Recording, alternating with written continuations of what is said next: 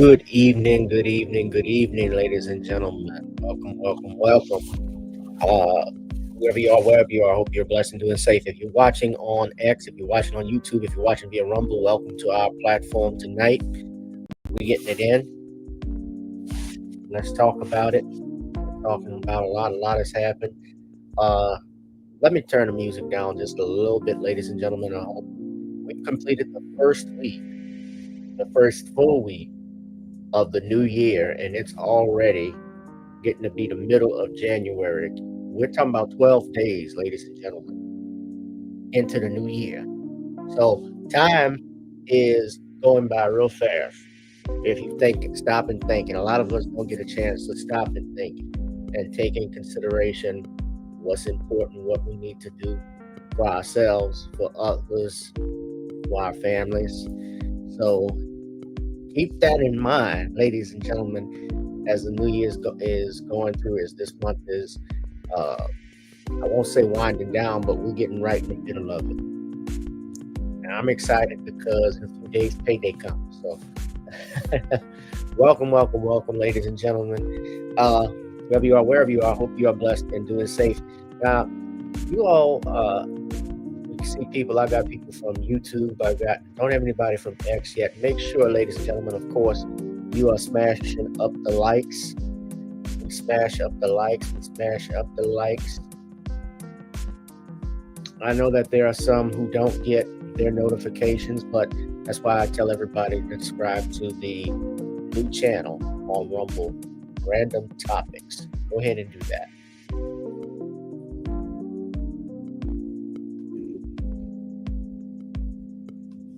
Go ahead and do that right now.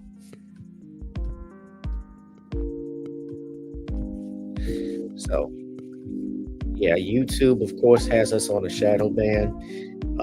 That is partly the reason why I don't come on, and I've explained to you all with regularity that I do. I have been dealing with some legal stuff as of right now with YouTube. Some things I won't share, but I've taken those steps. Those steps have been taken. My law degree, I didn't get my law degree just because of my good looks. I've put them to action. I've put it to use. So we're taking action against this, now pushing back because, a lot of people, especially my fellow content creators who have lost their channels as a result of just speaking their minds. We've actually become, this is how soft and sensitive we've been as a nation, where you're not allowed to speak your mind without being persecuted. This is not what our country is about. Because someone disagrees with you and you would actually censor them. But we've reached that point here in the United States. And speaking of censorship, I'll just go ahead and talk about this. Mark Zuckerberg has admitted, he admitted back in August in a letter to the Republican House Judiciary Committee that the Biden administration had put pressure on them to censor some Facebook posts about the woo-woo vax. Now, see, even me, I have to speak in code word with that. And this came out in an article from NBC News. Zuckerberg was on Joe Rogan's podcast, and he admitted that the Biden administration had pushed Meta, which is the company that owns Facebook, super hard to take down that content. And so since the victory, however, Zuckerberg had made recently, and I'm sure you saw this video, this came out like last week, Zuckerberg admitted that they were going to make moves and announcements about peeling that back regards to how they target certain content creators. So no third-party fact-checking and so forth. They're trying to limit, he said in his efforts, that they're trying to limit the censorship that they've had. Now,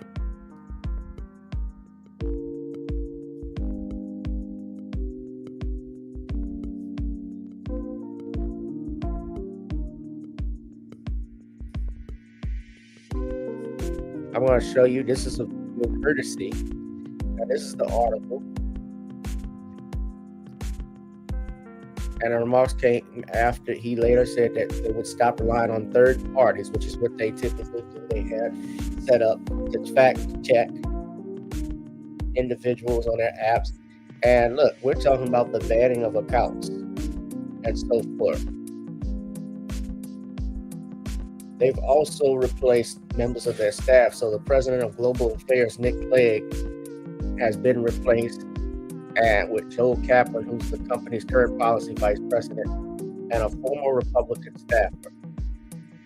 Now, President Biden responded, and he says that the idea that a billionaire can buy something and say, by the way, from this point on, we're not going to fact check anything. And, when you have millions of people going online reading this stuff, it is, anyway, I think it's really shameful. And he expressed criticism, Zuckerberg, about the Biden administration handling of COVID-related content, where he says the administration pressured Meta to censor C-19 content, adding that he regretted some of the decisions the company made and those requests. So we have that here, and here's some of the video from the Joe Rogan podcast. Of course, I don't want a copyright strike, so I'm going to play the content over my face here so you all can hear it. So hold on, we got to turn the music off so you all can hear what he had to say. But he's admitting to what they did. So hold on. These people from the Biden administration would call up our team and like scream at them and curse. And it's like these documents it's all kind of out there. Oh, did you record any of those phone calls? I don't think we, but I think I want to listen. I mean, their emails, the emails are published. It's all kind of out there. And they're like, and basically it just got to this point where we were like, no, we're not gonna take down things that are true. That's ridiculous. They wanted us to take down this meme of Leonardo DiCaprio looking at a TV talking about how 10 years from now or something, you're going to see an ad that says, okay, if you took a COVID vaccine, you're eligible for, for this kind of payment, like it was sort of like class action lawsuit type meme. And they're like, no, you have to take that down. We just said, no, we're not going to take down humor and satire. We're not going to take down things that are true. And then at some point, I guess, I don't know, it flipped a bit. I mean, Biden, when he gave some statement at some point, I don't know if it was a press conference or to some journalists, where he basically was like, these guys are killing people. And I don't know, then like all these different agencies and branches of government basically just like started investigating, coming after our company. It was brutal. It was brutal. Wow. So he said it was brutal. He said they would call up his company, some screaming at them, even for memes that were just in parody. And, that is protected parody. The Supreme Court, going back, it was the 2 Live Crew case. 2 Live Crew did a video, did a music song called Pretty Woman. And that was to spoof the classic Roy Orbison song, Pretty Woman, that they did. And the Supreme Court said, that was protected speech. Parody is something that is subject to fair use. That was something that was new content. You can't, as a copyright holder, sue someone for parodying your work. You're not entitled to any compensation from that.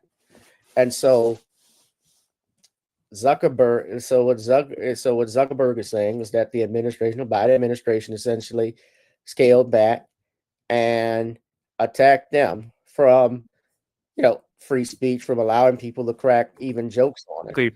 So it's not a surprise to me. Hold on, y'all.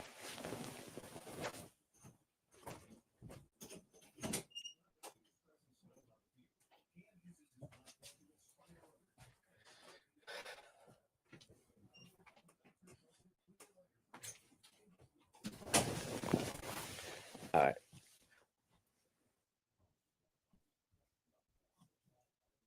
So now Zuckerberg is trying to align with Trump. They've come out and announced these changes. Meta is going through these changes that they're going to do.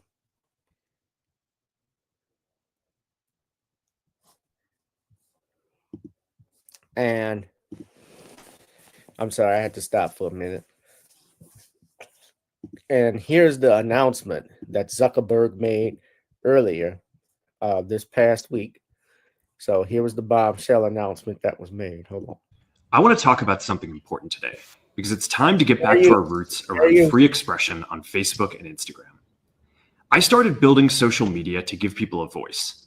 I gave a speech at Georgetown 5 years ago about the importance of protecting free expression, and I still believe this today. But a lot has happened over the last several years. There's been widespread debate about potential harms from online content. Governments and legacy media have pushed to censor more and more. A lot of this is clearly political, but there's also a lot of legitimately bad stuff out there. Drugs, terrorism, child exploitation. These are things that we take very seriously, and I want to make sure that we handle responsibly. So we built a lot of complex systems to moderate content. But the problem with complex systems is they make mistakes. Even if they accidentally censor just 1% of posts, that's millions of people. And we've reached a point where it's just too many mistakes and too much censorship. The recent elections also feel like a cultural tipping point towards once again prioritizing speech. So we're going to get back to our roots and focus on reducing mistakes, simplifying our policies, and restoring free expression on our platforms. More specifically, here's what we're going to do. First, we're going to get rid of fact checkers and replace them with community notes similar to X, starting in the US. After Trump first got elected in 2016, the legacy media wrote nonstop about how misinformation was a threat to democracy. We tried in good faith to address those concerns without becoming the arbiters of truth. But the fact checkers have just been too politically biased and have destroyed more trust than they've created, especially in the US. So over the next couple of months, we're going to phase in a more comprehensive community notes system. Second, we're going to simplify our content policies and get rid of a bunch of restrictions on topics like immigration and gender that are just out of touch with mainstream discourse. What started as a movement to be more inclusive has increasingly been used to shut down opinions, and shut out people with different ideas, and it's gone too far.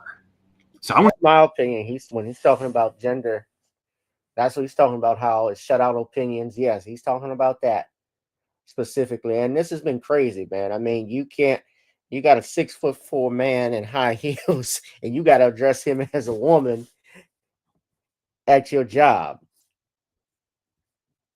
The Surgeon General of the United States is a man who is a transgender. And if you said anything negative, say anything against him, you're going to get sued.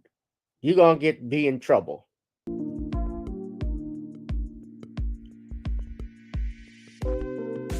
I want to make sure that people can share their beliefs and experiences on our platforms. Third, we're changing how we enforce our policies to reduce the mistakes that account for the vast majority of censorship on our platforms. We used to have filters that scanned for any policy violation. Now, we're going to focus those filters on tackling illegal and high-severity violations. And for lower severity violations, we're going to rely on someone reporting an issue before we take action. The problem is that the filters make mistakes, and they take down a lot of content that they shouldn't. So by dialing them back, we're going to dramatically reduce the amount of censorship on our platforms. We're also going to tune our content filters to require much higher confidence before taking down content. The reality is that this is a trade-off. It means we're going to catch less bad stuff, but we'll also reduce the number of innocent people's posts and accounts that we accidentally take down. Fourth, we're bringing back civic content. For a while, the community asked to see less politics because it was making people stressed. So we stopped recommending these posts. But it feels like we're in a new era now, and we're starting to get feedback that people want to see this content again. So we're going to start phasing this back into Facebook, Instagram, and Threads while working to keep the communities friendly and positive. Fifth, we're going to move our trust and safety and content moderation teams out of California, and our US-based content review is going to be based in Texas. As we work to promote free expression, I think that it will help us build trust to do this work in places where there is less concern about the bias of our teams. Finally, we're going to work with President Trump to push back on governments around the world that are going after American companies and pushing to censor more. The US has the strongest constitutional protections for free expression in the world. Europe has an ever-increasing number of laws institutionalizing censorship and making it difficult to build anything innovative there. Latin American countries have secret courts that can order companies to quietly take things down. China has censored our apps from even working in the country. The only way that we can push back on this global trend is with the support of the US government. And that's why it's been so difficult over the past 4 years when even the US government has pushed for censorship. By going after us and other American companies, it has emboldened other governments to go even further. But now we have the opportunity to restore free expression, and I am excited to take it. It'll take time to get this right, and these are complex systems. They're never going to be perfect. There's also a lot of illegal stuff that we still need to work very hard to remove. But the bottom line is that after years of having our content moderation work focus primarily on removing content, it is time to focus on reducing mistakes, simplifying our systems, and getting back to our roots about giving people a voice. I'm looking forward to this next chapter. Stay good out there, and more to come soon.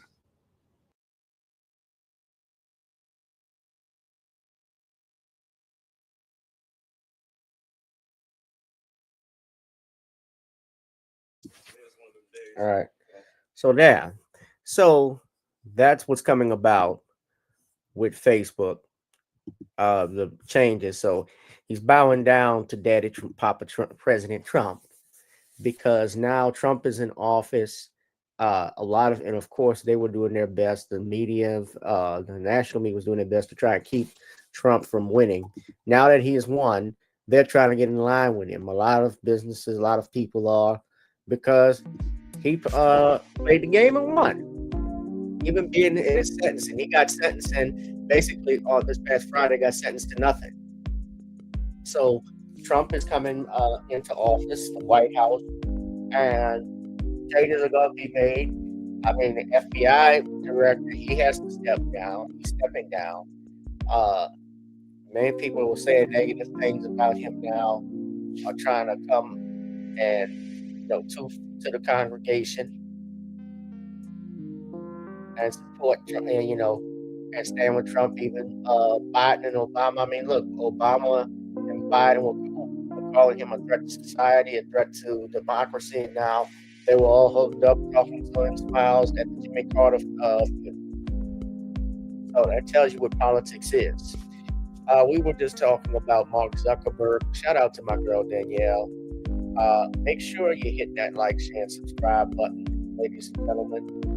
When we're doing that, hit that notification bell. Now, also, I got to talk about this.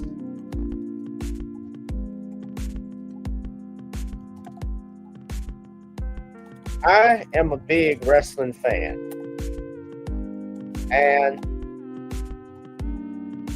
20 years, 30 years ago, 25 years ago, 20 years ago, 10 years ago, you couldn't convince me that freaking Hulk Hogan would get booed at Raw.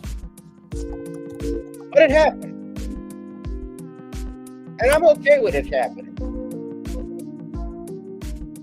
I was a big fan as a kid, like a lot of people back in the day, because I was I'm an 80s baby. And I grew up in the 90s. And in that time, in the 80s, so I was born in 86, 87, 86. At that time, Hulk Hogan was on top of the world. I mean, he had the premiere of, he was in the Rocky movie, Rocky 3. He was doing, of course, WWF. That's what it was called at the time. He was pushed to be the main star by Vince Sr. and Vince Jr. took over and really brought wrestling in. And Hulkamania was born in January of 1984 when he beat the Iron Sheik. So if you told me that Hulk Hogan, the Hulk Hogan of 1984, 40 years later, would be getting booed, I would also tell you I had some river to sell you under the moon. I would believe for the life of me. But it happened. It was this Hulk Hogan. I gotta be careful with, I don't want a copyright strike for even sharing this, but that Hulk Hogan right there, you see the crowd, the pop Hulk Hogan used to get when he would walk into a arena. I mean, the guy was on TV, he was doing the telethons, he was doing the Tonight Show, he was doing everything, he was everywhere. And of course, we know Hulk Hogan back in 2015, he actually got kicked out of the WWF or WWE because Hulk Hogan was caught on tape calling black people or black man an N-word because he was dating his daughter.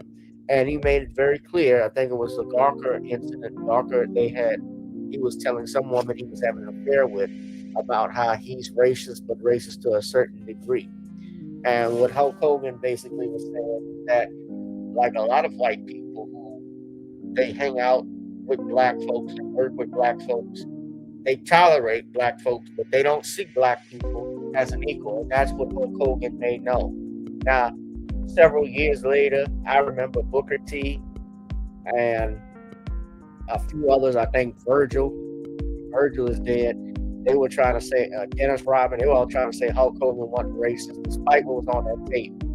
And Hulk Hogan got a second chance. They brought him back to WWE. And for a while, people forgave him. But then Hulk Hogan, a lot of stuff, sneak stuff was coming about on Hulk Hogan, how he buried other wrestlers' careers. And then when he had his beer brand, he had his beer brand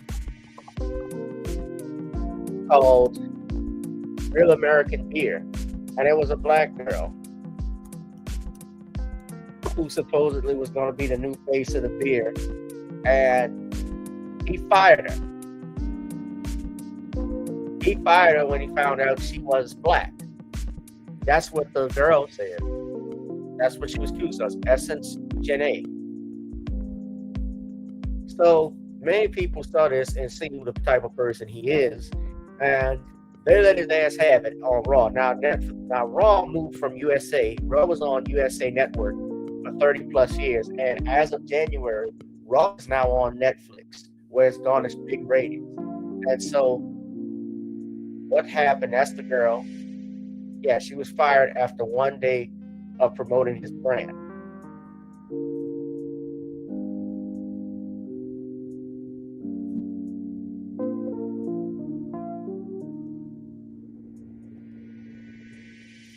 So they let his ass have it when he came out in Los Angeles. They booed him. And it was embarrassing. And you could tell when you look at the promo, Hulk Hogan was upset about it. You could tell he was taken aback. You know, that Hulkamania stuff don't work anymore. Look.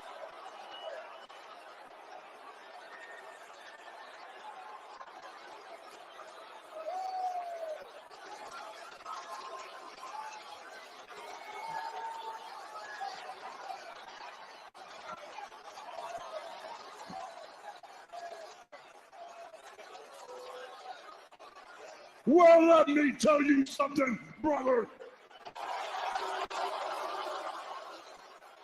You know something, maniacs? I've been in this business for over 40 years, and the greatest part of my life was being part of this great WWE, guys. Yeah, you can just see when he's reading the crowd. Fair use, by the way. Just looking at the crowd, he's in shock that they've booed him like this. And so it went on, and I mean, they had people were trying to say that it was he wasn't booing him, that it wasn't really that many boos. They tried to do a crowd, you know. I've seen in some videos where they did crowd cheering. That sounded like it, but you could clearly hear boos. Now listen, this is someone's phone, so just listen to this. People just not cheering.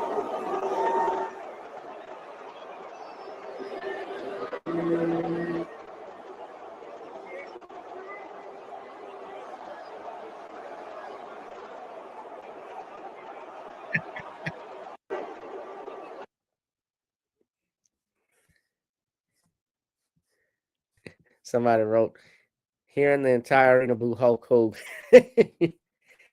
Yeah, Hulk Hogan was so many black. Here's the thing: a lot of people don't know this.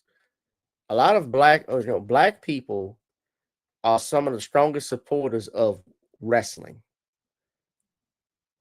Everybody, black, white, whatever, likes wrestling for the most part, especially young boys, because we grew up in the 90s and 80s, especially the 90s in particular for me. WWF, remember Raw is War when they had the Monday Night Wars with WCW, Nitro, the NWO, Harlem Heat, Ric Flair, the Nature Boy, and the Four Horsemen. And I've heard stuff about Ric Flair. There have been stories about Ric Flair back in the 70s. Look up Teddy Long. And Teddy Long told stories about Ric Flair. A lot of black people would be upset at the stuff Teddy Long said about Ric Flair because we, look up to those guys. The promos that they cut are so cool. They're pop culture icons. And Hulk Hogan was one of those. Black children looked up to him because that's what's promoted. Just like James Bond, Indiana Jones, Batman, Superman, that's what we see. And so when Hulk Hogan made the remarks that he did, yeah, a lot of people were taken aback and offended by that, and understandably so. They're saddened to hear, someone who was a hero to them make such dastardly remarks about black folks.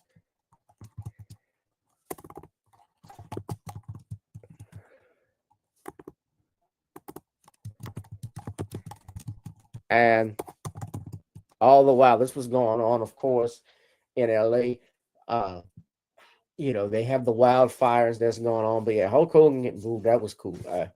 And what isn't cool, of course, is the wildfires that's happening. I have family, I have friends and colleagues that live out in Los Angeles. So my thoughts and prayers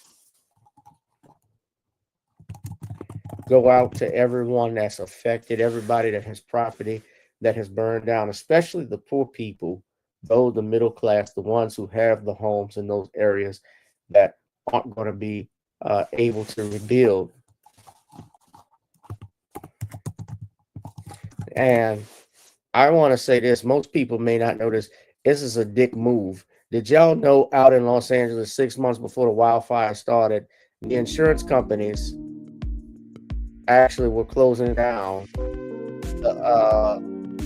They were actually closing and canceling everybody's insurance in that area. So within 6 months of this wildfire, they canceled the insurance policies in the area. And so a lot of conspiratorial stuff has arisen. A lot of people are putting on the thing that there will be 10 cats. They can't be called 10 cats about these wildfires and how it started. Now, it's not uncommon for California to get wildfires. Of course, being a dry area, in Los Angeles, some places where there's places there,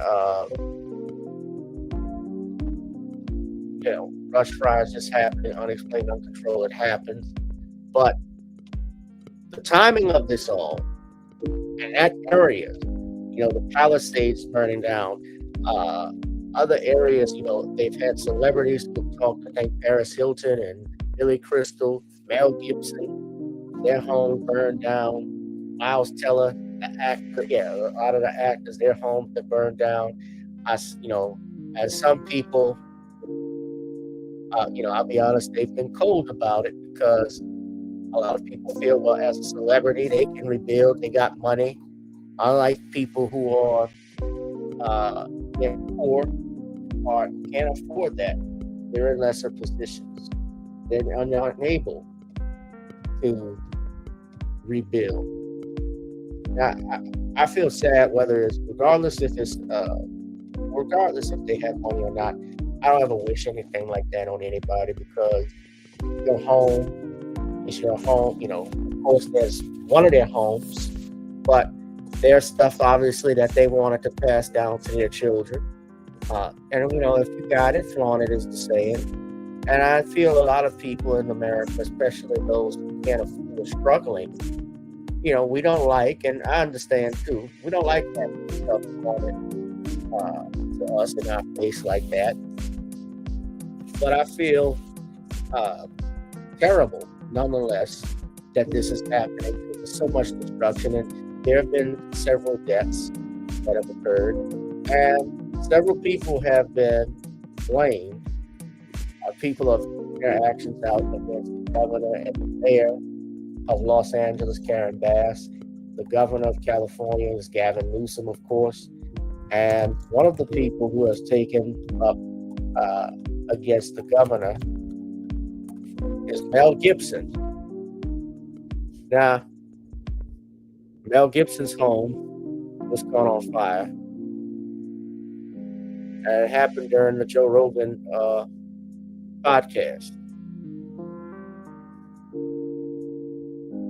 So he went on. I think Malibu is burning up. I think he's there. Now, I don't like Mel Gibson. Mel Gibson's another reason shit who I was disappointed with. But I do agree that elected officials, especially out in California, let's just say, have not done a great job, in my opinion, from what I've heard and gathered. Now, I don't know all the facts and numbers of so forth, but I do know that out in California, the water for the fire hydrants has gone out. The pressure, you know, things have dropped. So I want y'all to listen to this. So this is Kurt. So they've had people confront the governor. So this happened. Coverage live from Fox 11 Los Angeles. That's the governor. Watch this. Fair news. Gavin Newsome? That's the governor. That's the governor. Governor, I live here, governor. That was my daughter's school, governor. Please tell me what you're going to do. I'm not going to hurt him, I promise. I'm literally talking to the president right now to specifically answer the question of what we can do for you and your daughter. Can I hear it? Can I hear your call? Because I don't believe it. California Governor Gavin Newsome is being criticised by some for water mismanagement as hydrants ran dry while fires multiplied. I have to get self-service. Let's get it. Let's get it. I want to be here when you call the president. I appreciate it. I'm doing it right now. And it's to immediately get reimbursements, individual assistance, and I'm devastated for you. I'm so sorry, especially for your daughter. I have 4 kids. Everyone who went to school there, they lost their homes. They lost 2 homes because they were living in one building and another. Governor, please tell me, what are you going to do with the president right now? We're getting the resources to help rebuild. Why is there no water in the hydrants, Governor? It's all literally. Is it going to be different next time? It has to be. Has to be. Of course. What are you going to do? I can do To fill the hydrants. I would fill them up personally. You know that. Literally. I would fill up the hydrants myself. I understand. But would you do that? I would do whatever I can. But you're not. I see do you know there's water dripping over there, Governor? There's water coming out there. You can use it. Emotions running high, and understandably residents wanting answers, especially all the victims of these fires. And the fires do continue to spread, as we're mentioning.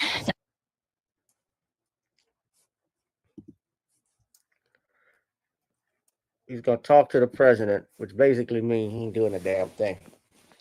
Now, I can't put all this on the governor yet, just the governor or Mayor Bass, who I'll get to in a second. But yes, this happened last year. Now, around the time in July when they canceled the insurance in those areas, I'm reading this article. This is courtesy of AB7 out in Los Angeles. There was a rise in fire hydrants in Los Angeles. That is correct. There were thieves stealing fire hydrants. About 100 hydrants have been stolen. Crystal Cousins lives between 2 hydrants in Florence Firestone. She says both of them were stolen on Thursday. Residents are upset. Why are you taking them? And then for coming to find out that they're only getting about $100 off of them? So, like, okay, you're making quick money, but you're putting so many people in danger. So many people in danger. It's sad because they don't realize the damage that they're doing, doing to people, neighbors over here. Golden State Water Company owns these fire hydrants. The company says since 2023 to last month, about 300 of them have been stolen in the south side of LA County, from Huntington Park to Cardina. Cousin says only one fire hydrant was replaced on Monday. She says she's waiting on the other one to be replaced. Having no fire hydrant on the street is a whole lawsuit right there if something were to go up in flames. And people do fireworks all night over here, so just one amber would have just took us all out. It could be that thieves are stealing them for scrap metal, but as of now, no official word yet from the sheriff's department on why they're being stolen. The Golden State Water Company says the direct financial impact of these thefts amounts to over $1.2 million. Crews have replaced some of the stolen hydrants and added this lock to the base. The LA County Fire Department says this poses a threat to public safety. Don't steal. Don't steal. Like, go do something more productive. Don't steal fire hydrants. If you have information on these stolen fire hydrants, you are urged to contact the LA County Sheriff's Department. Have you ever dreamt of getting 2 of your fave Wendy's items for?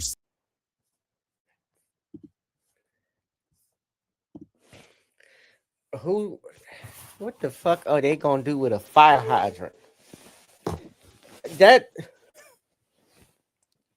What are they doing with that? Now, that was in 2024. Now, what a lot of people also, the mayor of Los Angeles, she's getting criticized. So I'm gonna play some of this too, this video. What happened too is the mayor is also being criticized because she ended up taking a trip to, I believe she was out in South Africa, if I'm not mistaken. And there were people criticizing her because she's taking a trip while she's, Los Angeles is burning. Now, I have to say, in fairness, Karen Bass, for those that remember, she was a congresswoman at one point. And part of her duties, especially when she worked in Congress, now she's obviously not a congresswoman anymore. She's the mayor of the second largest city in the United States. Apparently, this was a business. She's claiming this was a business trip. And supposedly, she was asked by the president to do this. But they got her in a New York Times article stating that she, of course, saying that she wouldn't do this again because she used to go to, she says, quote, I went to Africa. I'll show you the article before I show you the video. She was in Ghana. I'm sorry, I had the wrong country. Thank you. So she was in Ghana. So she was part of the House of Foreign Affairs Committee and has spent decades on United States-Africa relations. And she went every couple of months all the time. She said the idea of leaving that, especially the international work and the African work, I was like, I don't think I want to do that. She ultimately decided that she did, telling the Times that if she was elected mayor, not only would I, of course, live here, but I would not travel internationally. She said the only places I would go to were DC, Sacramento, San Francisco, and New York in relation to Los Angeles. So she was in Ghana in West Africa, and she attended the inauguration of the new president. And rivals, of course, lashed out at her for this.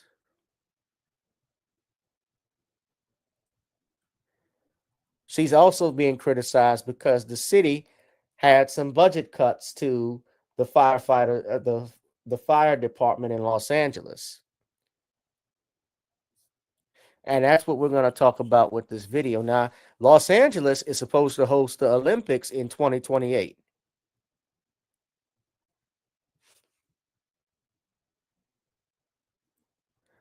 She said she made the trip at the request of the Biden administration, that she had been in constant contact with local, federal, and county officials after the fires broke out, and that she took a military flight to get back as quickly as possible. I was on the phone on the plane almost every hour of the flight, she told reporters at a news conference where she stood surrounded by emergency officials. So although I was not physically here, I was in contact with many of the individuals that are standing here throughout the entire time. When my flight landed, I immediately went to the fire zone and saw what happened in Pacific Palisades. So she's been criticized by a lot of people, especially people. Here's the thing: when you have people on the far right who see this, she should know better that this is what's going to happen, that this was going to happen. And she's getting criticized right now, and understandably so. And I see a lot of similarities what happened with happening in California to what happened with me 20 years ago. It'll be 20 years in August, September with Katrina.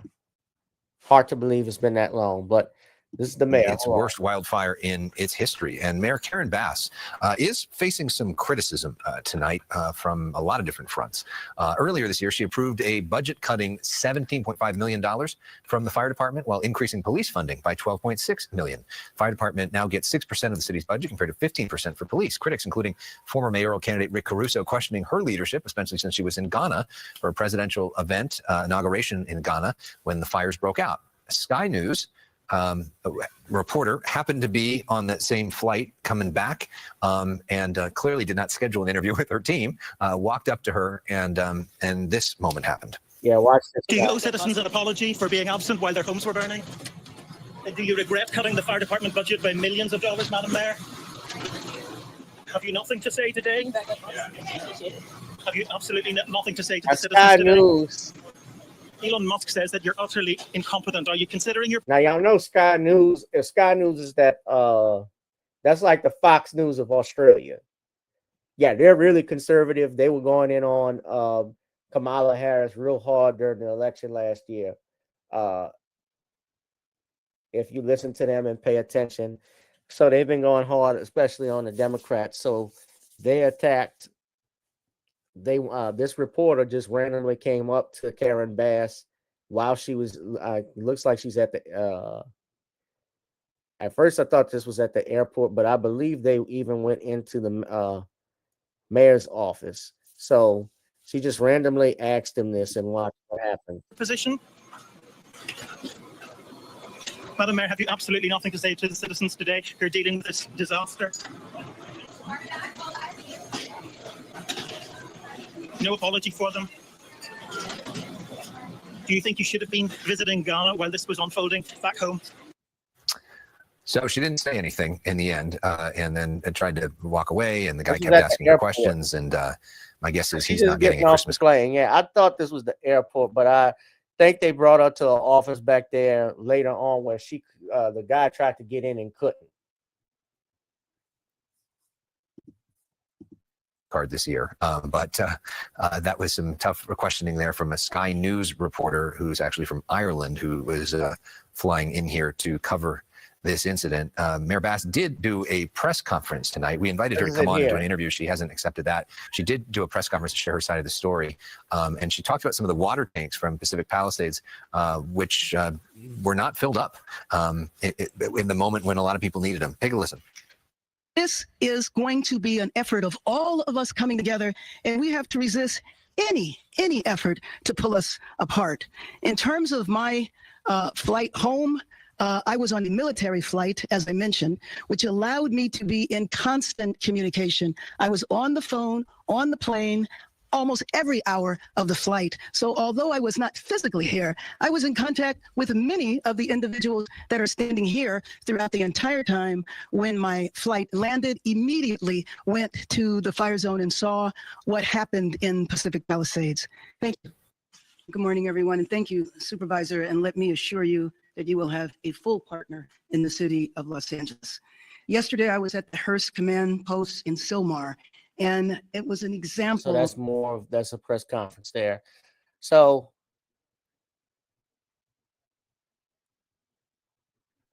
she gets mad. So she gets criticized for this. Now, you're a black woman. Even so, I was reading, and Willie D, of course, Willie D was going ham for. He's been, he was. I saw the clip. He was going in on us saying she's getting this because she's black. I gotta say this stuff, especially with the identity politics, because I'm starting to see that, and I'm as pro-black as they come. We can't always just use that, and I'm gonna say it. We can't always use race as an excuse for this. For gross incompetence, you're the mayor of a city or you're a governor of a city, if you're a woman or so forth. If you cut budgets, if you cut the budget, you know what, California has a wildfire problem, and you're cutting the budgets for your fire department, you cut the budgets as the governor. As far as funding is concerned, you have the insurance companies that are canceling policies in these areas where the where the fire, everybody knows where the wildfire is spreading. They're canceled their insurance policies, so it makes it harder for people to rebuild. Now the commissioner of California is stating they're not going to tolerate that, but they're not going to stand for this. But that was made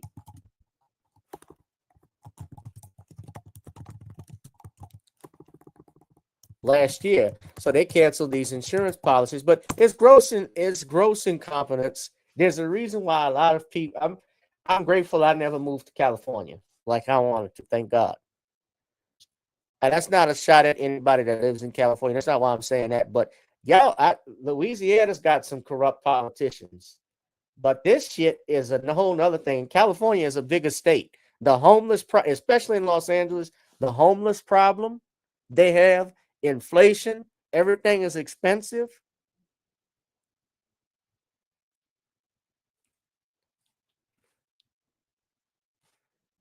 That's bullshit. These wildfires could be one of the most expensive natural disasters in U.S. history. The state facing an insurance crisis that has already left thousands of Californians struggling to find and keep affordable homeowners insurance. ABC's Christian Cordero in Pacific Palisades.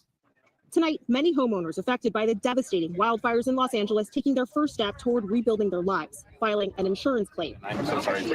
But as too many Americans know, getting compensated can be difficult. And in California, the system is facing a crisis years in the making. Insurance premiums soared after the Camp Fire in Northern California's Butte County in 2018, at the time the deadliest and most destructive wildfire in the state's history. Several major carriers have since restricted fire coverage or stopped writing new property insurance policies in California entirely. State Farm, California's largest provider of homeowners insurance, announcing in 2023 it would stop accepting new applications from California residents, citing, among other things, rapidly growing catastrophe exposure. With insurers pulling back, thousands of California homeowners have been left without coverage. These insurance flood. Yeah, they did that with us. They did that after Katrina with us because State Farm was no longer. I know in my area with my folks, they weren't covering that zip code with flood insurance anymore because of after Katrina. Another thing these insurance companies were doing is that even if you had flood insurance, how they would try and cheat people out of money in their and getting their settlement check, their insurance check, they would try and say, well, you had only 4 feet of water, but the damage really that happened in your home wasn't from the flood, it's mold. And all of the mold is up to the ceiling. So we can't cover you this, or we'll just give you $20,000 for this. Now, that was something that happened. That actually happened to my family. Now, my father challenged that, of course. Now, I'm giving an example. I'm not saying the amount because I don't want y'all to think I got a check like that. I don't. But once that happened, many people were not able to rebuild and recoup. Some people couldn't afford to. Some people moved back, or it took years for them to rebuild. And they were trying to get a hold, don't get me wrong, they were trying to get a hold of this property. They're still trying to get a hold of the property, especially that area in New Orleans, East and the Lower Ninth Ward, that's valuable real estate. Just like I'm assuming out in California with the Palisades and Malibu and other areas in Los Angeles that are burning down. There was a historically black township in California, and I believe it was called Altadena.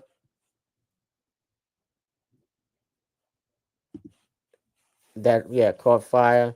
So yeah, I'm praying for those. So that area is what, those areas eventually are going to be worth a lot of money.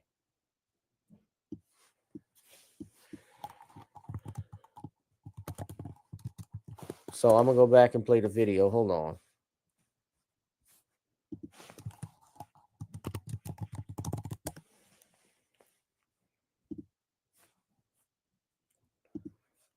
People decided to cancel their fire. And we're going through this, and it just happened, and they have no fire insurance. The California Insurance Commissioner issuing a 1-year moratorium to protect homeowners. I'm also calling on insurance companies to suspend any pending non-renewals and cancellations that homeowners received before these fires started. This problem isn't unique to California. An investigation by the Senate Budget Committee finding that climate change-driven extreme weather events are leading to increasing non-renewal rates and spiking premiums across the country, particularly in Florida, Louisiana, and North Carolina. The report suggesting the insurance crisis could lead to a housing one, with echoes of 2008. Saying this is predicted to cascade into plunging property values in communities where insurance becomes impossible to find or prohibitively expensive. Climate change is no longer just an environmental problem, it's a looming economic threat. With a spokesperson for California's FAIR Plan, the state's private stopgap fire insurance program, says they are aware of misinformation spreading online about their ability to pay claims. But they want to reassure homeowners that they have prepared for disasters like this and intend to keep their commitments. Christian Cordero, thank you. Don't believe that shit. Insurance companies, ladies and gentlemen, if you haven't figured out, are gangsters. They are gangsters.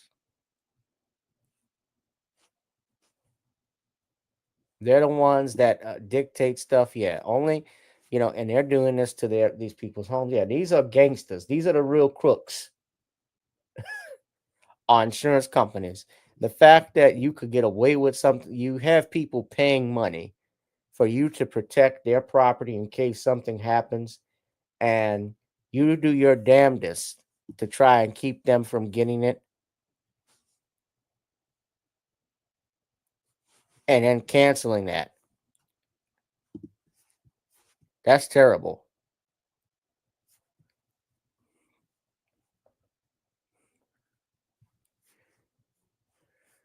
So let me put my music back on. Well, I agree. It's probably the only time I agree with a woman like Tina knows. But yeah, definitely don't sell your property. They will do it, of course. I'd encourage them not to sell your property. But, it's so hard, Danielle, because, the cost of living, and this is expensive. So if you don't have money, you don't have insurance or anything, you're screwed. Now, he placed a moratorium, so that's to allow the residents to get their monies while this is going on, and it's a shame that this is happening during the new year. But yeah, I'm praying for y'all at Los Angeles. I really am, because I went out to LA last year in 2023 actually, and I enjoyed my stay there. I have family and friends, so I don't wish that on anybody. So my thoughts and prayers are with y'all. Let me know, ladies and gentlemen. I'm going to look and see if there are some black charitable organizations, especially that are doing something, especially out there in Los Angeles. If we're going to donate clothes, money, or food to people that need it, let's do that. I definitely will put that on here. Make sure you all are smashing up the likes. Hit that like, share, and subscribe button. Ladies and gentlemen, as you know, I'm actually going through some stuff, as I stated, with YouTube.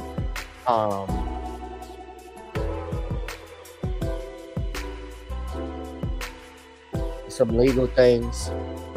So there are some stuff. There's a reason why I don't come on with regularity, and that's the reason why. But I have taken some matters into my own hands right now. And with my channel, of course, I want everybody to make sure you go to Rumble and go to the random topics page and subscribe, because I've started to move the channel, my content onto Rumble now. Of course, it still come on YouTube with this. I simulcast the stream because I know there are people who follow me on YouTube that have not yet joined the Rumble channel. So that's why I do it.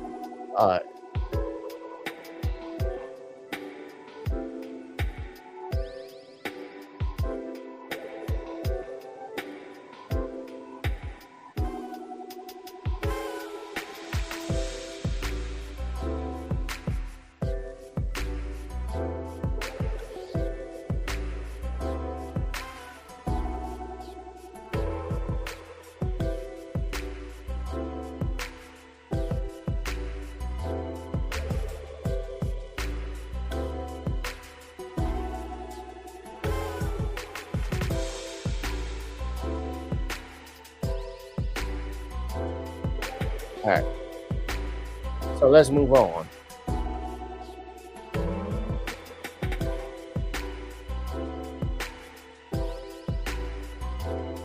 Yeah, Mel, yeah, a lot of people. Yeah, I don't even want to put. You know what? I don't want to put Mel Gibson on here. Fuck him. I was gonna look at the video on Joe Rogan saying, yeah, he had stuff to say about him. The governor needs to focus less on hair gel and more on the wild. But anyway,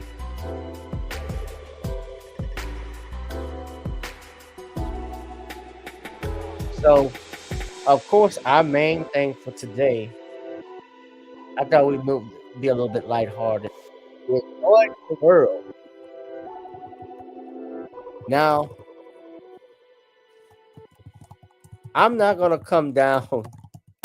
I'm trying not to come too hard, pun intended, on Joy Taylor. No, I'm not trying to come too hard. Ooh. I gotta ease up on that one on Joy Taylor, because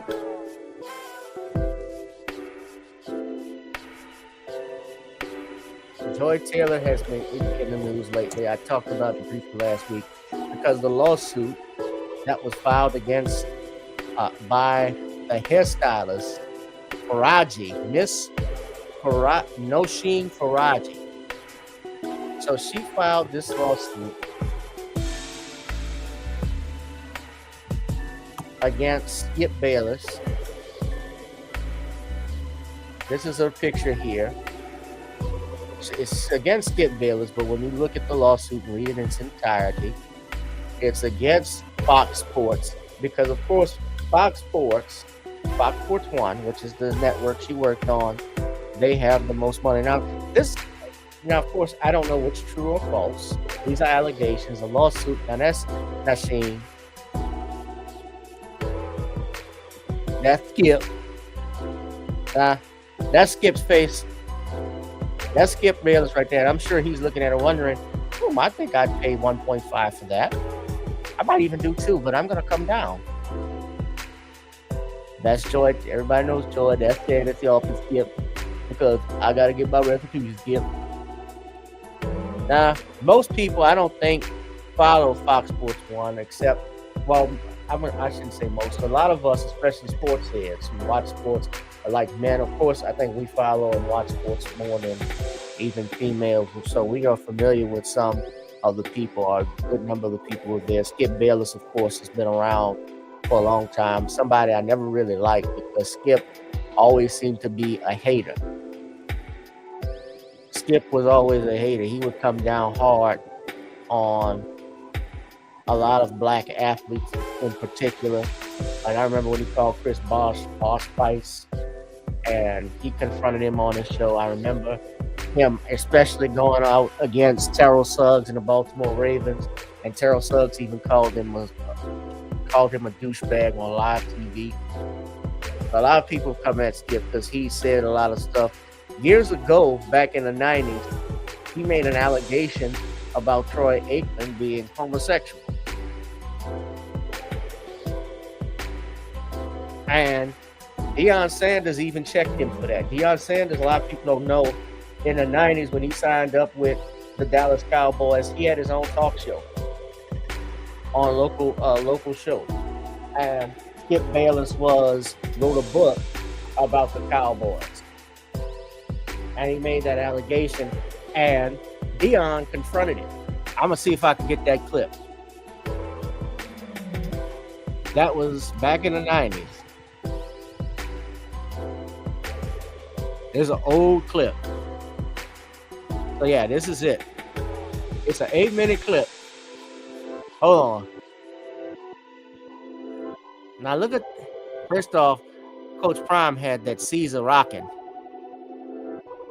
I remember hair like this. I remember I had this. Don't exist anymore. Bringing back memories. But anyway, Coach Prime goes in. So watch this. Hold on. Get off stating that one of my teammates is a homosexual. Where are your facts? And Skip Bayless. Now, my memory is kind of hazy to even remember the show, but after a little bit of research, it appears this was a show with Pam and Dion called Call It Like It Is. And this particular now that's Pam episode... Oliver. Back then, she only had one wig. She was consistent, and it wasn't shifting every day. So she wasn't she wasn't working the sideline, so the shit wasn't shifting when Pam Oliver was there. Now she's walking around like Chewbacca cousin. She's Wookieed out. So yeah.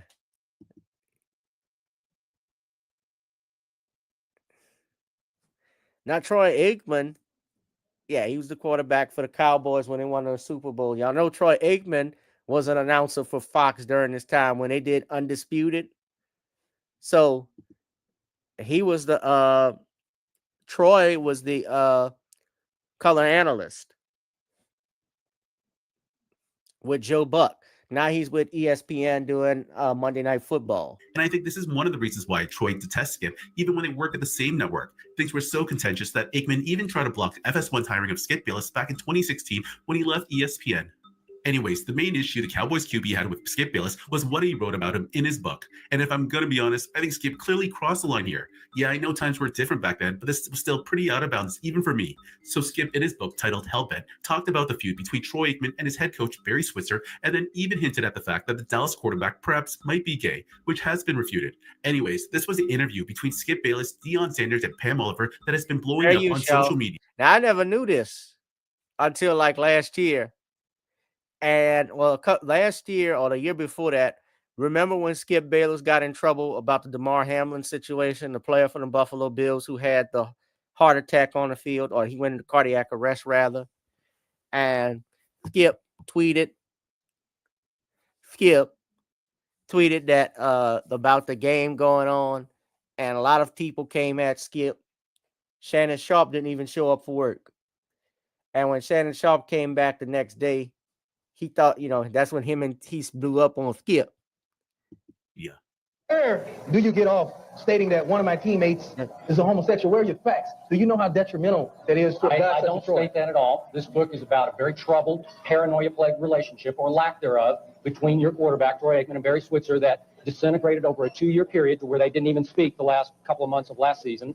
And one side, the Switzer side, as I call him, the Switzer camp, John Blake, a buddy of yours, obviously very well, Danny Bradley, Dean Blevins, who supported Switzer within the organization, believed that Troy wanted them gone. And I believe that Troy wanted them gone. He's not a Switzer fan. I talked at length to Troy. Now, wait a second. About the homosexual part. When it got so dark, as you recall, in early December, the final grenade lob from camp to camp was that, the old rumor, it's 5 years old here in Dallas-Fort Worth. I'm sure a lot of people had heard it before, that Troy is gay. Now, I've talked to Troy about it.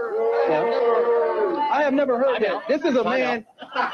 I'm not gay, but Troy is a good-looking guy. He is a good-looking guy. I agree. And I'm sure there's anything wrong with that. He can get any woman he wants. He says he is absolutely not gay. Do you know what yes, I know exactly what it is. will do to a guy like Troy Aikman, whose endorsement potential is unbelievable?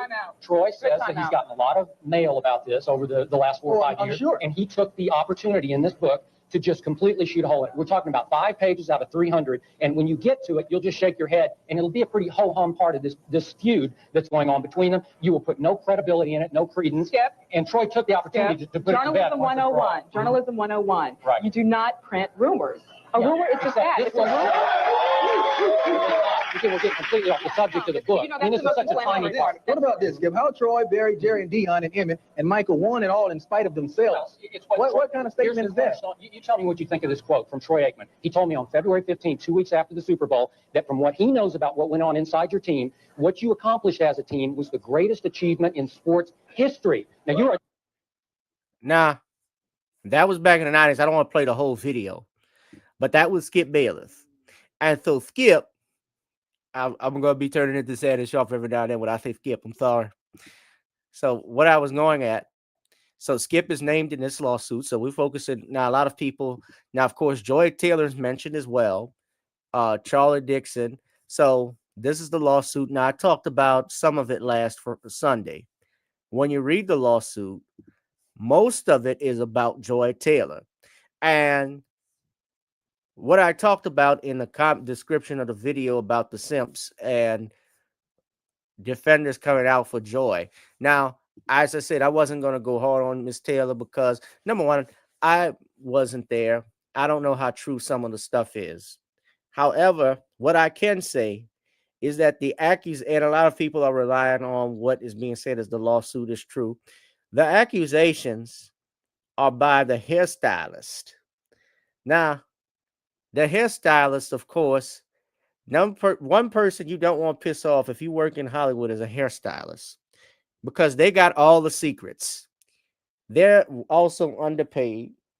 They deal with all the celebrities. So when the celebrities are there, they're dealing with a lot of shit. They see a lot of shit. So she names Joy Taylor. She names Charlie Dixon, Skip Bayless, several unknown employees as those, the Fox Corporation and Fox Sports Holding, Fox Sports Productions, LLC. Now, what does this remind y'all of, ladies and gentlemen? This is similar to the lawsuit, our lawsuits I've mentioned with Diddy. Remember, they don't just sue Diddy and they sued Bad Boy. They sued the record company. They sued the production company because Fox Sports, Fox Corporation, that's where your money is.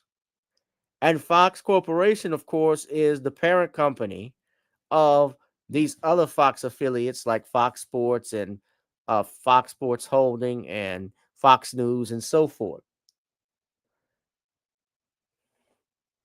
Now, believe it or not, 20th Century Fox, of course, is run by Disney now. So there's a difference. I believe there's a difference with the 20th Century Fox. Oh, they work in unison, but Disney is not, of course, mentioned in this. So I think it's a separate, and those are separate entities. So these are her claims. So she's saying class action complaint for minimum wages, overtime wages being missed or failure to pay all wages upon separation, furnish accurate and itemized wage settlements, unfair, unlawful, fraudulent business practices, sexual battery, a hostile work environment, both race and gender, disability, failure to prevent harassment, retaliation, wrongful termination, failure to prevent harassment, hostile work environment to disability, and negligent supervision, hiring, and retention. And they want a jury trial. So when I read this lawsuit, now it's 42 pages, Joy Taylor is the one that's talked about the most. It's the most salacious. Now she mentions Charlie Dixon. She mentions Emmanuel Ocho. She mentions Skip. Skip is the other one. And they're saying, especially if you listen to Stephen A. Smith, he had on this one female reporter, went on defending Joy. Cam Newton went on defending her. Dave Portnoy and a couple others. Now, of course, one of the people they were defending them against was Jason Whitlock, because Jason Whitlock had been talking shit. He's talking like he had an actual chance with her. The black Vito Spatafora from The Sopranos. Remember when Vito was saying that he had a shot with Chrissy's fiance, Adriana? I try to stay away from her big cans and that peanut butter skin. And Cam Newton was going in on him. And some others.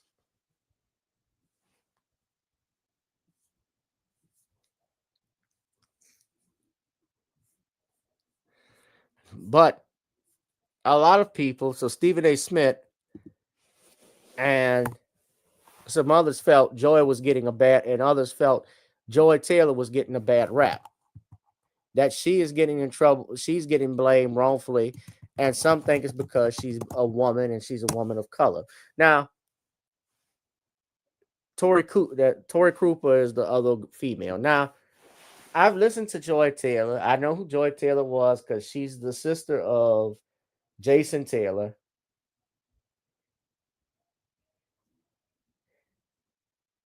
Jason Taylor, of course, is the Hall of Fame defensive end for the Miami Dolphins. And I knew her when she came on to Fox Sports being a mediator. Because let's be real, we got to be honest. They put a lot of these females on here for one reason and one reason only, and they know it. It's not because of it's not their beauty, it's their booty.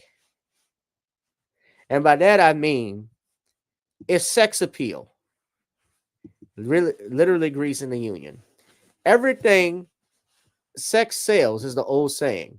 The TV shows back in the day in the 70s, shows like Charlie's Angels, Three's Company, they were number one in the country for a reason. Men were attracted to, or always have been, attracted to fine, good-looking women, to attractive women. And Joy Taylor, let's not go lie, she is a beautiful woman.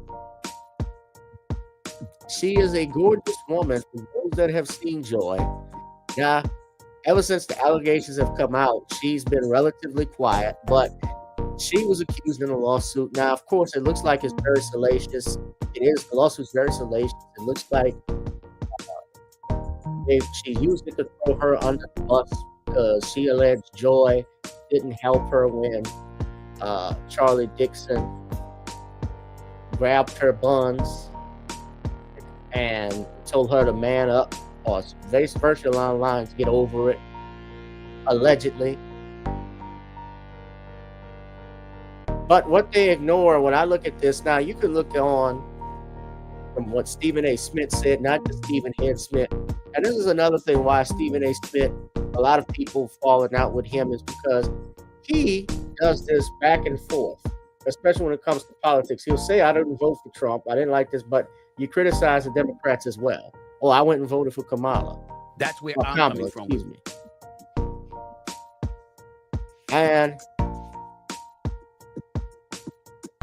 they had 1.9 thousand likes to 115 dislikes. And when you listen to the video, now I don't want to get a copyright strike, but y'all can listen to the video of Stephen A. Smith. One thing they don't address in the video, when they're trying to defend Joy Taylor, they make it look like it's because she's being discriminated because she's a woman. They don't talk about the allegation that she allegedly was going to lie on the man she was sleeping with. I say allegedly because I don't know if she was sleeping with Charlie Dixon or not, whether she had an affair. She was married and got quickly divorced. My understanding, there was allegations of an affair, but there was nothing that has been confirmed as far as I've seen.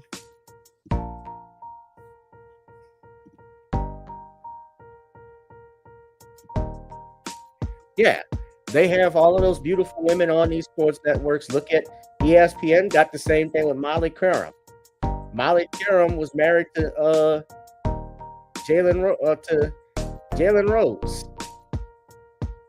And Molly Curran was the one who got LeVar Ball kicked off ESPN, banned, because she talked about switching gears, and he said, you can switch gears with me anytime. And somehow or another, she interpreted that. ESPN and Stephen A. Smith didn't even stand up for the man. They interpreted that as to be sexual. And it wasn't.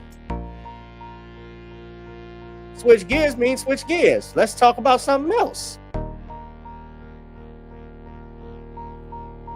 And if you go on the page when Stephen A. is talking to Tori Cooper, now I think what they did, because this one is a little bit older than the other video I shared with you, what they did is they added a 9-minute clip, and then this was 18-minute segment. You notice there's 1,080 likes to 1,553 dislikes. And people were saying, dude brought on his own Joy Taylor to speak on Joy Taylor. Believe all women unless they're accusing women. Got it. No one is talking about how Joy was going to falsely accuse a man of forcing himself on her. That's the worst part. Yes, that is evil. If that is true, and I don't know if it's true. Now, I think this was funny. He had Stephen A. Smith. Jason Whitlock had Stephen A. Smith in the thumbnail as a cowardly lion.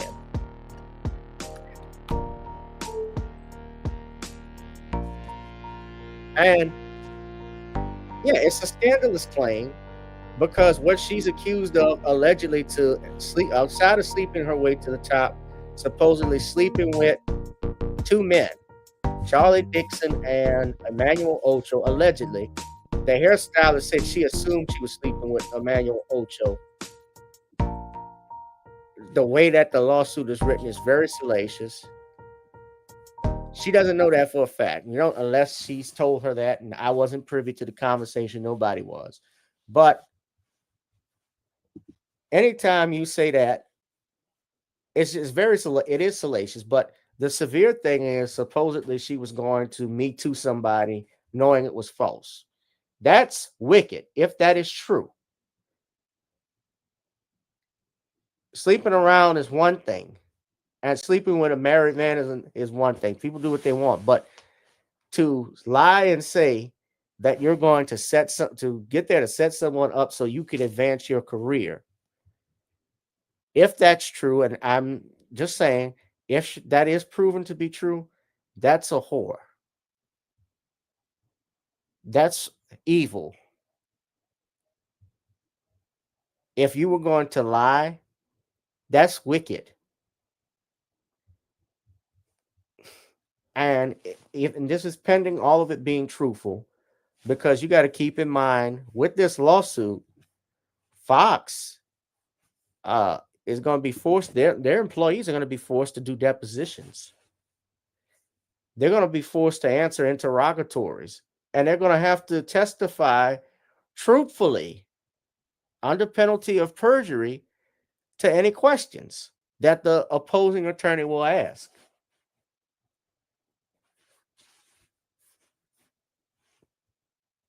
They're going to have to answer this stuff. That I have to get into today, and I'm definitely going to get into it, but we all know where we got to get brought up about Joy Taylor. And as you've watched all of this unfold, I know you, like myself, we've read the 42-page, allegations, ripe allegations against Joy Taylor, against Charlie Dixon, against Skip Bayless, specifically pertaining to Joy Taylor. I want to know what your thoughts are about all the heat that she's been taking over the last few days. Why is such a focus on Joy Taylor? First of all, she's not being accused of sexual battery. She's not being accused of sexual harassment. She's being accused of engaging in sexual behavior to earn her spot that she has on Fox Sports.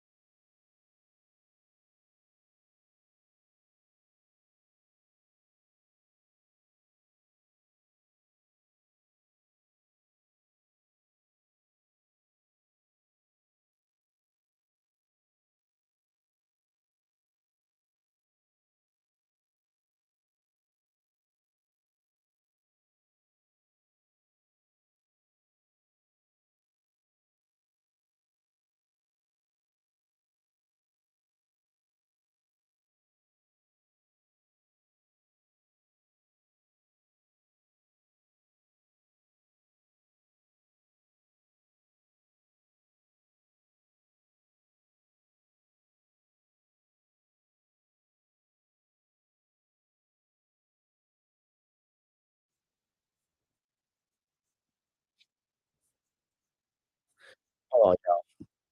I was talking to y'all, and I had some issues with the internet. So this is the lawsuit. What I was showing was this is more of the video. So y'all didn't hear what I was saying because I had it on mute when I was playing the video.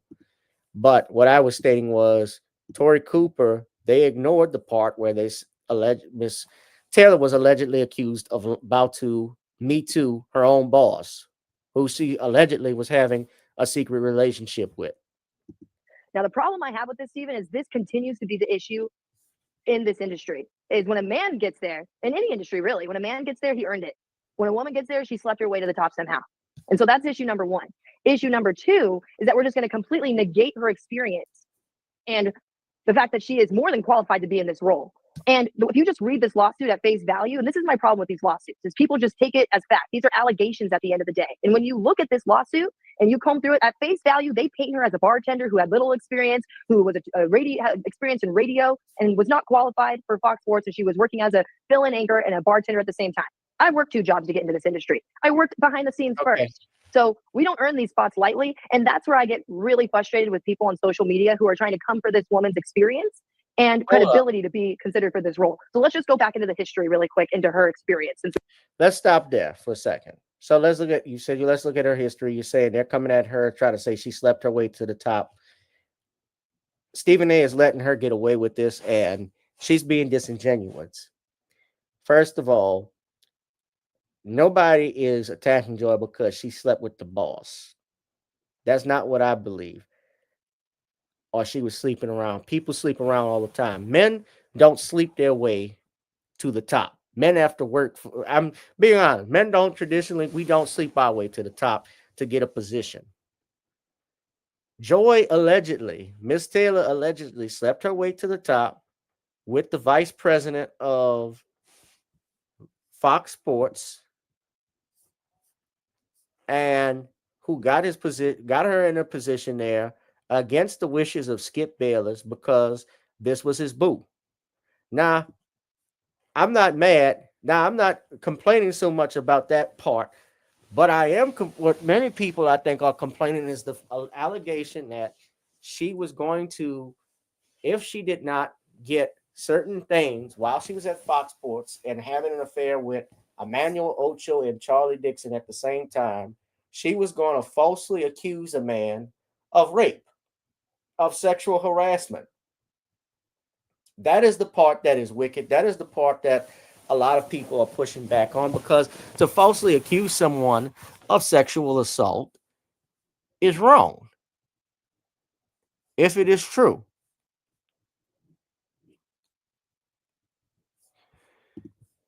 We want to talk about it. She worked behind the scenes as an executive producer. That's someone who writes the shows for the people you see with the mic. One. Then she worked her way into a slot to be a co-host on that show, on that radio show in Miami. Then on top of that, she took the show to number 1. She took the show to number 1. She had a show on Miami after that, number 1. then she makes her way to California, is essentially doing what it appears to be freelancing, and it's filling in and working to get that spot, and eventually she gets called on. Many people right now, Stephen A would say, I'm not even qualified to sit next to you. But it's not always about experience. If it was about experience in this industry, then so many people wouldn't even have the spots they have. It's about a lot of other intangibles. Yes, big cans. Listen, Joy Taylor got on Undisputed. She's about a year younger than me. So Joy Taylor got on Undisputed. If that was in 2016, Joy Taylor was about 28, 29 years old. So that's fairly young. Now she's the moderator on the show. And, you go on her Instagram page, you look her up. She's very flaunting her outfits. She's dressed very scantily. She's a voluptuous woman. The girls are out. Let's just put it that way. She's voluptuous. She's attractive.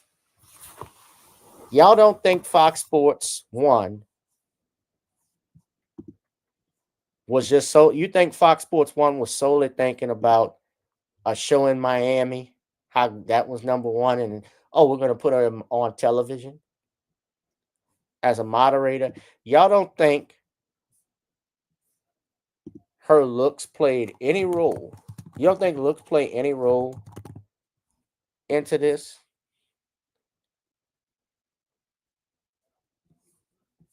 And again, I'm not saying there's anything wrong with having an attractive woman on television, but she's an attractive woman. I actually, I like her. I liked her. I thought her and Taylor Rocks were her Taylor Rocks are fine. Taylor Rocks, especially that other girl, Demetria Obiliar, she's the weather girl. She was a traffic girl in Dallas. Demetria Obiliar, oh my God. I did like Molly Querum at one point. Not as saying even after the lawsuit's been filed, Joy, I get them all confused. Joy had the girls covered up the other day. Came out showing the shins off. That's Joy there. And supposedly, I can't believe she found, if it's true, she's messing with the butler, Emmanuel Ocho, the butler. But I digress. Love is love. Who am I to judge? Says the Pope.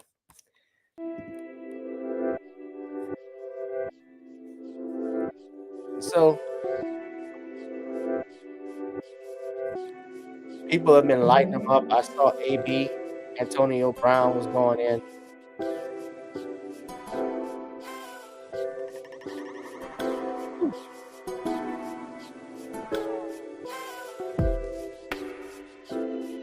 Now, they got pictures of Joy all over there. Yeah, she wears bikinis and her top is out.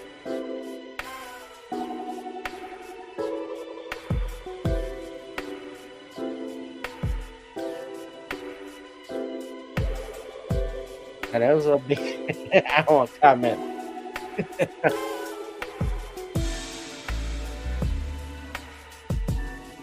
Now, she posts stuff like that. She has on her IG. So she's, look, she's attractive. We're not cool.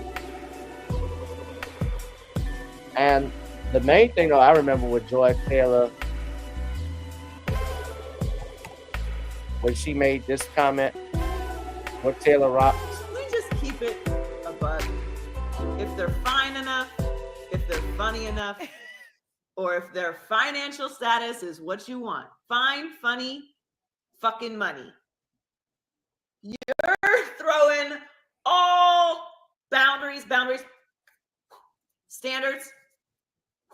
We just keep it a buck. Now, she said that. And ever since she said that, that has made many people. Can we just keep it? It's just different now buck. when you read that lawsuit. If they're fine enough, when you if read they're the funny lawsuit, enough, you hear that. Or if their financial status is what you want. Fine, funny, fucking money. You're throwing all boundaries, standards, all that shit you talk on Instagram about how you would never, and this woman ain't because women this and men this, you're moving forward with this person. Can we just keep it above? Yeah, shout out. I just want to shout out to YouTube because ever since the scandal broke my algorithm, the videos just been popping up, have been with Joy Taylor. And I'm seeing that. All right, Danielle said she had to leave. Shout out to her. But yeah, the innuendo and jokes, yeah, they do that all the time. And they always do the innuendo and stuff with them. But what say y'all, ladies and gentlemen? What do you think of this lawsuit? So anyway, I'm going to wrap things up.